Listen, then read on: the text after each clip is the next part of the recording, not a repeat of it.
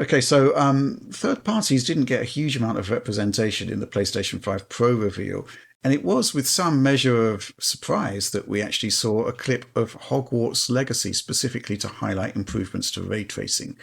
And Oliver, do you have some notes about this?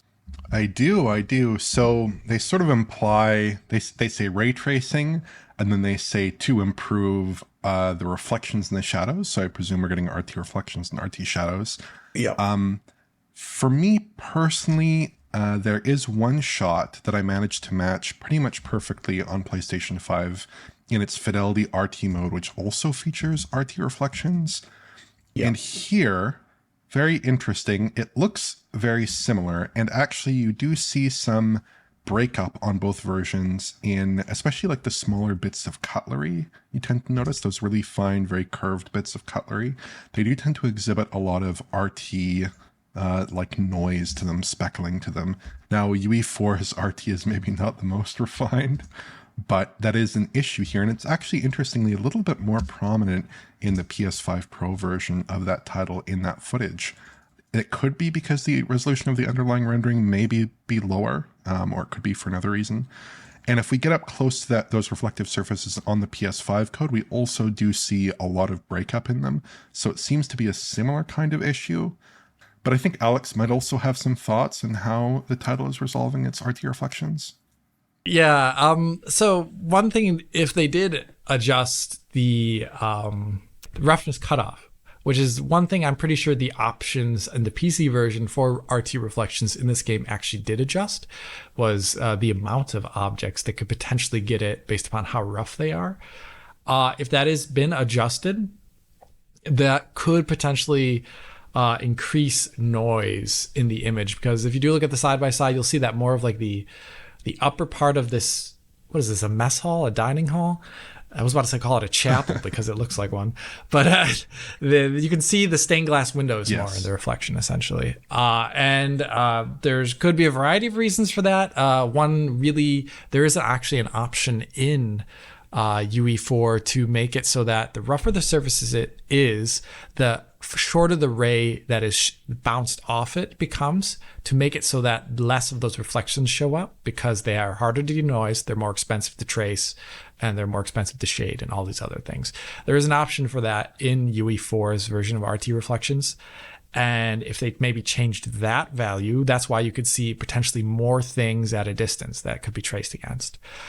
There's that, also the RT reflection thing, like if their roughness is different, it could lead to more noise.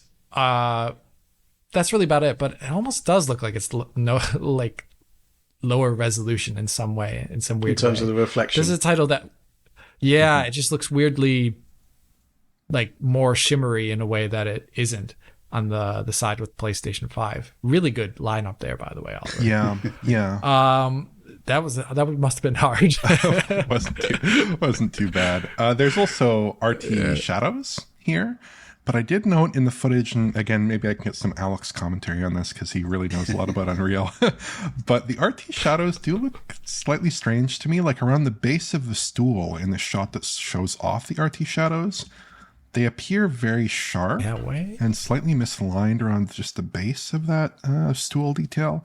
And I'm not sure if that's some kind of quirk in how the RT shadows work, where they might have a defocused RT shadow and then a very sharp close one, sort of like how the Callisto protocol worked, which was also a UE4 title. Right. Or maybe I've also seen similar things in games where maybe a screen space shadow is being used to try to fill in some shadow detail, and that might be messing things up a bit. I'm not quite sure, but it does look a little bit weird and a little bit strange. I'm not sure if that's reflective of the entire game's shadow implementation, but it doesn't quite look right. But the shadows do, to be fair, they do look very clean and they do look quite good there.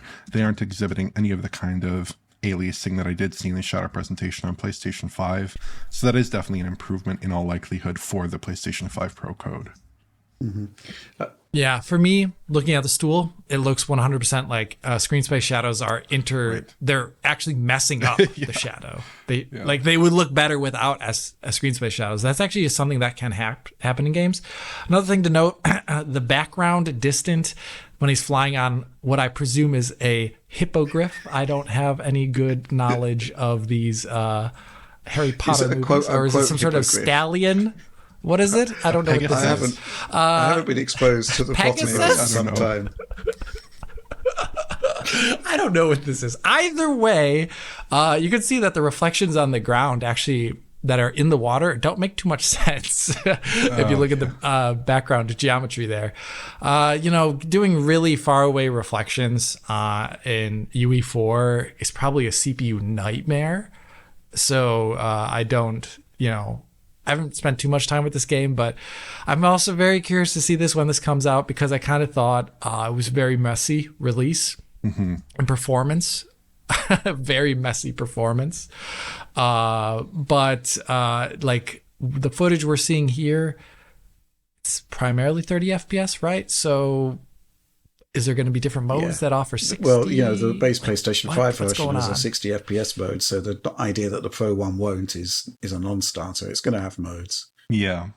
Mm-hmm. Also, on the PlayStation 5 code in the Fidelity RT mode, perhaps for the reason that you mentioned, they actually did not ray trace reflections out into larger bodies of water. It was mostly just like puddles and the interiors of, glossy rooms, glossy floors, things like that.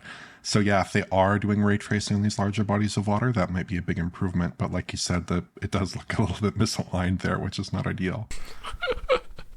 Yeah, I mean, there's only so much you could do in UE4, honestly. It's a kind of bad RT engine, actually. Okay, fair enough.